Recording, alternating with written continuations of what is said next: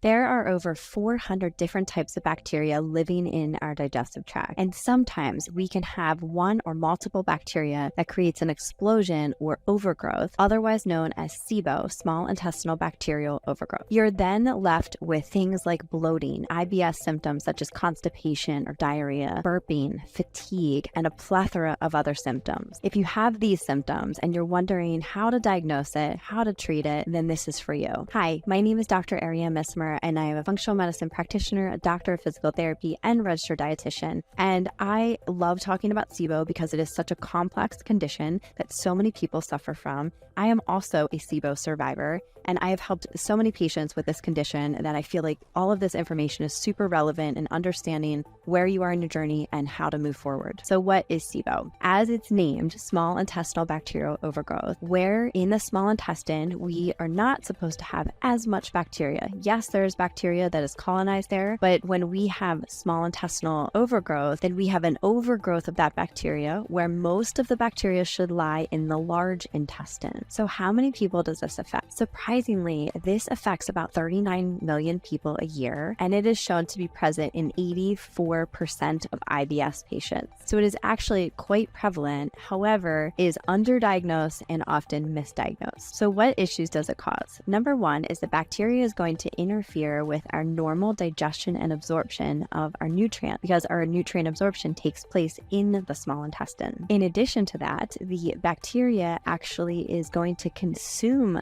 the nutrients that we're getting, so that can create further nutrient deficiencies, things like vitamin B12 and iron, for example. Perhaps one of the biggest things that it does is that after we consume certain foods, especially carbohydrate-rich foods, the bacteria, as it consumes these carbohydrates, is producing and expelling gas, and that is what causes most of the bloating associated with SIBO. The bacteria also will affect our bile, and therefore that contributes to fat malabsorption. So that can be of specific nutrients like vitamin A, D, E, and K. The bacteria over time continues to cause damage to the small intestine, especially the microvilli. Therefore, these larger food particles are not able to be digested and absorbed properly, and so this can cause the immune system to react to them. That is when we can have more systemic issues. So that could be itchy skin, dry scalp, that could be any kind of skin issue like rosacea or any other kind of immune issue or immune irregularity. Perhaps one of the most common things associated with that is that our system becomes more reactive to things. So for example, you may not have had a food sensitivity earlier in your life, but now you have multiple food sensitivities. You have new food allergies or intolerances. Things like lactose intolerance, for example, can become more likely if you have SIBO.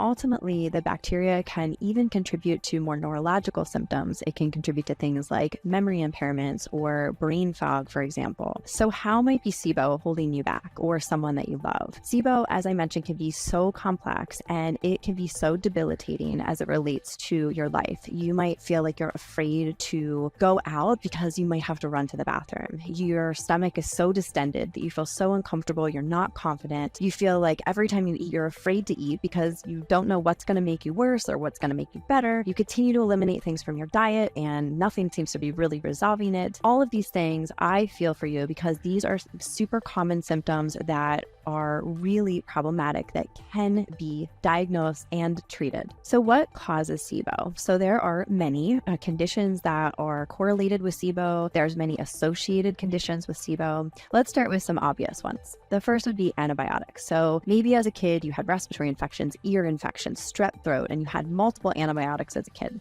Then you get older and you might have had some surgery. So you would have had prophylactic antibiotics, for example, or potentially even had infections where you had antibiotics. All of these, regardless of the duration or the time, all of these are having an impact on your gut.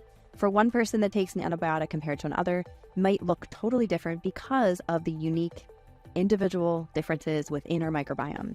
However, that is definitely one thing that can wreak havoc on our bacteria in our gut. The second is decreased digestive capability. So this can look different ways. One of the key ways is decreased hydrochloric acid. So within our stomach, we have stomach acid that actually helps to break down our proteins specifically.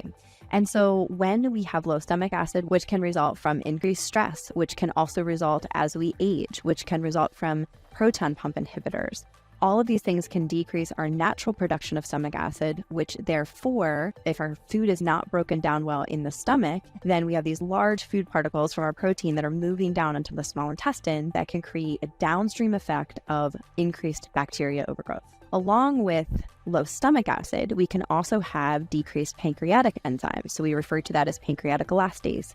This we could have an insufficiency in, where we're not breaking down our proteins, carbs, and fats, and also creating, once again, poor mechanical breakdown of food that is contributing to this increased bacteria into the small intestine. Another one that we do not think of commonly is food poisoning. So even just one bout of food poisoning in your life, you are at much higher risk for developing SIBO.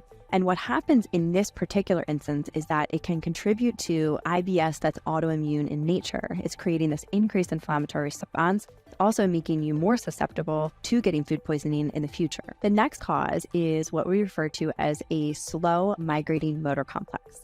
Think of the migrating motor complex as a wave-like action that is helping to move bacteria through the small intestine into the large intestine, as well as food. And it actually is working its best between meals and when we are fasting. So for example, overnight. So this is actually helping to move things along, clear things out, keeping our motility very healthy through peristalsis. When our motility is slow, that can significantly perpetuate the cycle of SIBO and cause it. The next is structural adhesions. I think this is an area that is often overlooked, and it was actually one of the things that I had to dive into myself personally, and I also I'm really in tune with that with my patients. So whether you have had a C-section scar, a hysterectomy, an appendectomy, a laparoscopy, whatever type of scarring you've had, whether that's local to the abdomen or distant, can affect your ability to digest, absorb, and have proper motility in your GI tract. And so this can not only be a cause, but it can also, once again, be a perpetuator if it is not addressed. When we have a scar, what happens is we have collagen fibers that are normally like this. And so when we have a scar, we have this cross-linking of the fibers. That's great because it makes the tissue really strong, but it's not as elastic. And so that's really helpful for when we need scarring, which we do. But what happens is now the tissue isn't elastic. And so that can affect our entire viscera. So just like we want our shoulder to have full range of motion, we need our organs to have full range of motion. They have motility and mobility within each individual organ, and they need to work with each other. So any type of adhesions need to be addressed very specifically, whether that's through your own self-work, that's through a visceral therapist, that's sort of myofascial worker, but somebody that's really specializing in this work. So what are the symptoms of SIBO? I've mentioned some of these already, but one of the telltale signs of SIBO is often bloating. And we want to think about this as it relates to 3 different ways. So do you have bloating 20 to 30 minutes after a meal? Do you have bloating 2 to 3 hours after a meal? Do you have bloating that persists as the day goes on? And that starts to give us some insight into is it that it might be a food intolerance? Is it that it might be low stomach acid, for example, if it's happening 20 minutes after a meal? But that really common symptom of SIBO that I and so many of my patients experience was, really that chronic bloating all day long. So there might be ebbs and flows of increase versus a little bit lower, but ultimately really persistent bloating. In addition to that, you have different IBS symptoms. So you can have IBS-C, so that could be more constipation. You could have IBS-D, which is more diarrhea. And then you could have IBS-M, which is mixed. So you might be constipated, for example, for a period of time, and then you have a looser bowel, or you have a bout of looser bowels. So that could be for weeks or sometimes months. So it can alternate, especially in the mixed IBS. As all other gut disorders, all of the gut symptoms are similar. So you can also have upper GI symptoms. You can have heartburn and GERD. You can have burping. These things can be common, especially if you're not digesting your food well, especially if you're really bloated. So it can really run the gamut of digestive symptoms. Another really common one that I see is nausea. So that can also be associated with H. pylori, which can be linked to SIBO as well, any type of infection. But when we see things like H. pylori, a lot of times that will present as nausea for many patients. And when we see nausea, especially when you first wake up in the morning, if you feel like they can't eat, gut. All of those things are very, very common with SIBO. Of course, you can also have leaky gut symptoms because SIBO can contribute to leaky gut and create that systemic inflammatory response. So that could look very different for each person. For one person, that might be shoulder pain. For another person, that could be an autoimmune disease. For someone else, that could be joint pain all over, or it could be any kind of skin issue, or again, I mentioned some autoimmune like psoriasis. So there could be a variety of systemic inflammatory issues that you can also experience. One of my recent patients who is experiencing SIBO is also complaining just over the past few years about how her mood has changed significantly. So we cannot forget all of the brain and neuroinflammation symptoms that you can have, such as irritability or depression or anxiety or any kind of cognitive impairment as well. And then due to potential malabsorption issues, there are so many things that can be affected. So everything from this fat malabsorption. So you're seeing that, for example, every time you go to get your vitamin D levels checked, they're low despite your supplementation, even prescription doses. When I see that, we have to immediately think, what is the underlying root cause of that? How can we begin to unpack that to figure out why are you not absorbing? Yes, there could be genetic components and there could be skin issues, could be age. There's a lot of factors, but ultimately, is there some type of absorption issue? The same goes with when you see this chronic B12 deficiency, really common with SIBO, and being able to look a little bit further into that, looking at methylmalonic acid and homocysteine to get a more complete picture of vitamin B12. But once again, if we see that that is lower, then we want to consider what might be happening, especially in the small intestine where this absorption of B12 is supposed to occur. And lastly, but not least, there can also be weight issues. For some people, especially with more methane dominant SIBO, you may feel like you're gaining weight.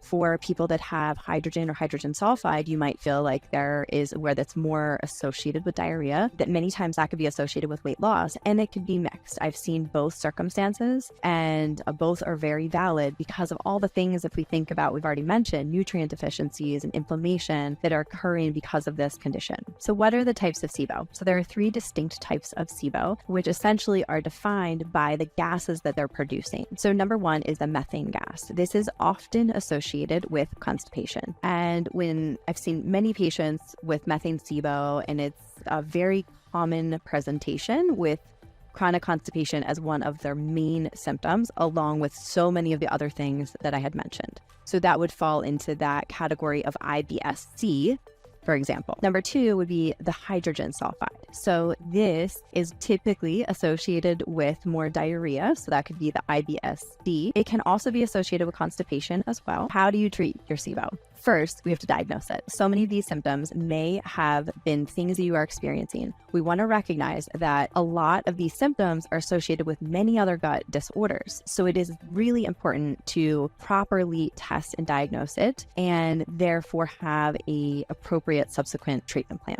So how do you test? Unfortunately, there's not a perfect test, but there are really, really great methods. So the best way to test is going to be a breath test. Historically, it is done as a 2-hour or 3-hour breath test, where you ingest lactulose, and you do this over a period of 3 hours, where we're measuring the gas that is produced in the small intestine. And so when you do this test, I recommend doing the 3-hour breath test if you are able to. That in the standard 3-hour breath test, we're looking at methane or hydrogen. Now there is a new test called the trio test, which is also including hydrogen sulfide. So this is now a great way to really get a great picture on what might be happening in the small intestine. Are any of these elevated over the course of the 3 hours, and also which specific gas? So essentially, the breath testing is measuring the gas that is produced from the small intestine. Another test that can be really valuable is an IBS test that looks at vinculin and cytolethal antibodies. This can help with looking to see if there is a post-infection, for example, from food poisoning, to look to see if there is this autoimmune nature of IBS. So that test is referred to as the IBS SMART test, which can be a really valuable tool in looking at a more complete picture of what's happening. And of course, another really valuable test is looking at a comprehensive stool test. I use stool tests all the time to get a really good understanding, especially if someone has SIBO, because you're looking at 2 totally different things. You're looking for the breath test to look at the small intestine, and when you're looking at the stool test, you're looking at the large intestine. The value of understanding what's happening in the large intestine is you can look at intestinal health, for example. So you can see, what is the pancreatic elastase? Are you breaking down your food? You can see, is there fat in the stool? So is the steatocrit elevated? indicating that there might be some kind of malabsorption going on. What does the immune system of the gut look like? So the secretory IgA, is it low? Is it high? Are there any parasites, or is there candida? Is there any kind of overgrowth of opportunistic bacteria in the gut that's causing systemic inflammation? And also, what does the commensal bacteria look like? What does your beneficial bacteria look like? How protective is it? Is the zonulin increase suggestive of leaky gut, which can help to really pair everything together for you? And you can even look at things like antibodies to gluten. There's so much value in getting a more complete picture with using something like the GI map, which is what I use frequently in my practice, in addition to, let's say, the Trio Smart Test, to be able to really get a better understanding of what's happening as it relates to SIBO and potential root causes of that. And lastly, there are so many other markers that could be valuable in understanding what's happening. For example, looking at some basic blood panels, such as looking at ferritin, our stored iron. How are you absorbing iron? Looking at B12 and homocysteine and methylmalonic acid to get a complete picture of B12. Looking at vitamin D status. So you can look from a very basic nutrient perspective, but you can also do further testing, such as looking at hormones. So how is the thyroid function? That's going to be one of your first things that you want to look at as it relates to SIBO. Is there fatigue coming from thyroid issues, or is the fatigue coming from SIBO, or both? You can also do other very specific testing. So for example, if you didn't do a comprehensive stool test, you could simply test just for H. pylori to see if some of the gut dysregulation is caused by H. pylori, which can cause bloating and burping and nausea, for example. It can also be a potential root cause in your SIBO. These are some of the key tests that I would recommend. But please know that as you are going through your own health journey, whether you're doing it yourself, you're navigating yourself, you're working with a professional, either way, I want you to feel like you know that there are answers, and understanding things from a testing perspective could be so valuable. So Rupa Health is so great with this because we have so many different options for testing.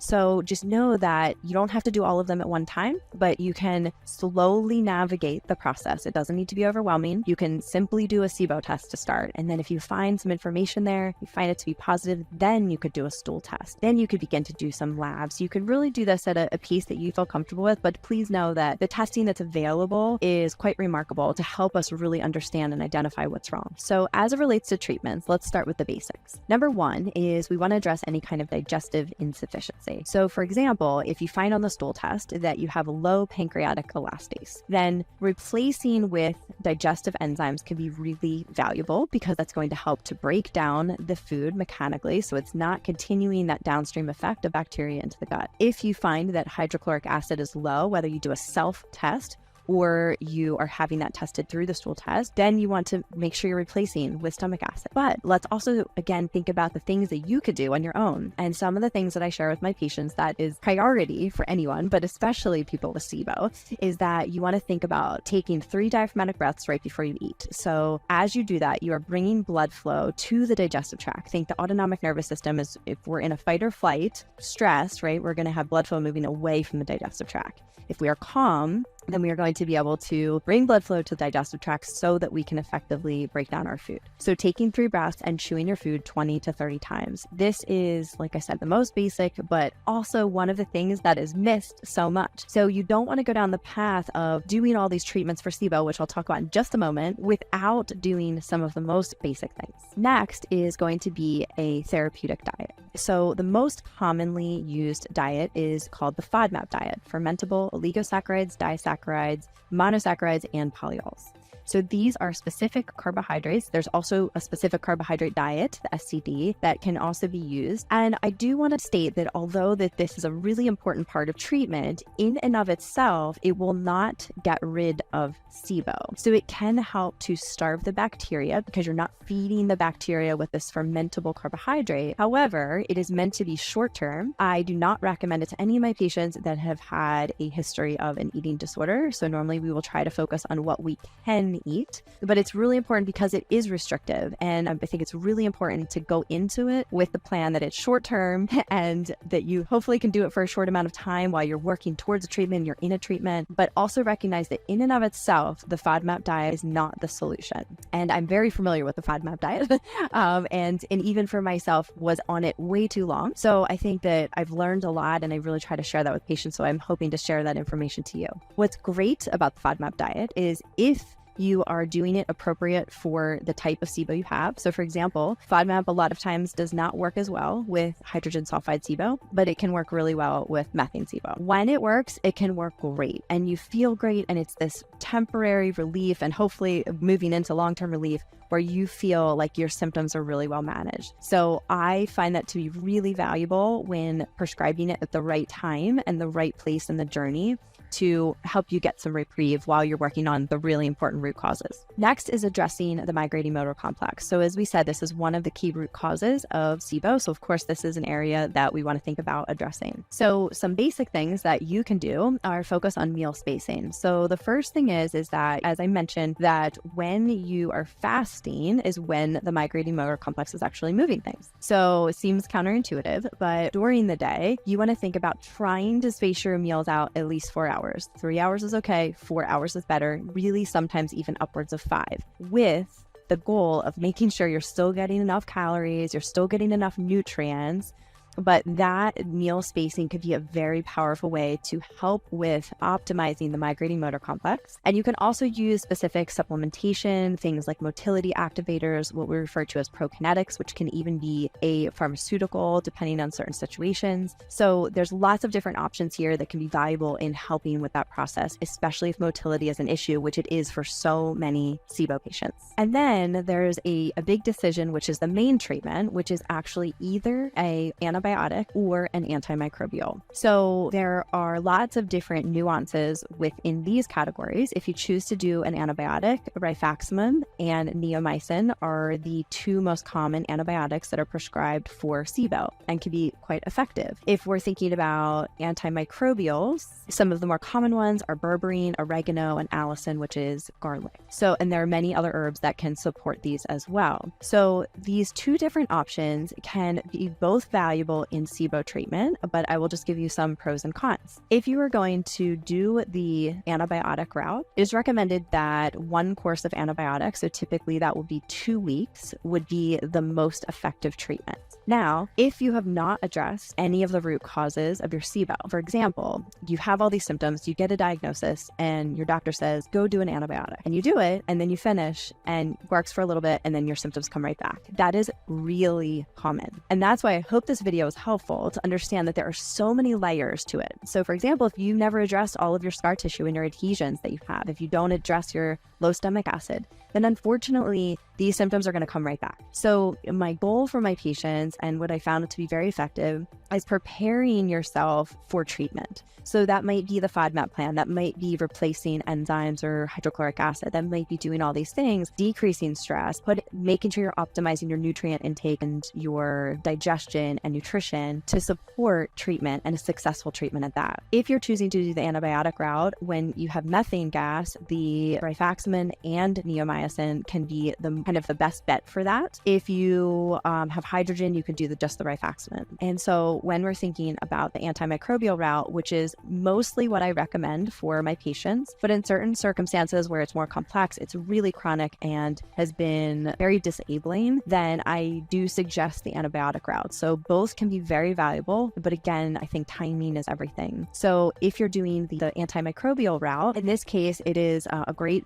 treatment regime is Candibactin ARBR. There's a lot of information at this point and research within the realm of those specific herbs and even those specific products. And so that is a course typically done over the course of 4 weeks, but you do have to go really slow with it. So everybody's ability to handle those is different and detoxify is different. So once again, setting yourself up for success so that you have the best treatment is really important. Also, just the last thing is to recognize that you most likely will will need to do more than one treatment. So especially if it is more complex cases. That is typically what I see. So I'm used to prepping people right from the beginning, prepping my patients to say, hey, this is going to probably take some time. So we might do one treatment, reassess, and then do another treatment. So just keep that in mind that you can do antimicrobial. Then you could also go to antibiotic route, or you could do the opposite. I do recommend only doing one round of the actual antibiotic if possible. The number one thing that I would like to leave you with is that there is hope for SIBO. If this is you, please know that if you are going through this process and you have these symptoms and you don't know what to do, that hopefully this video gives you a little bit more insight to know there are different treatment options and they can all have their place, but ultimately identifying what those root causes are that got you here in the first place is really imperative. But again, please know that there is hope, and I know that you can get better, but I hope that you can use some of these suggestions in your journey to wellness. If you want more videos like this to help improve your health, please like and follow to stay on top of the cutting edge of root cause medicine.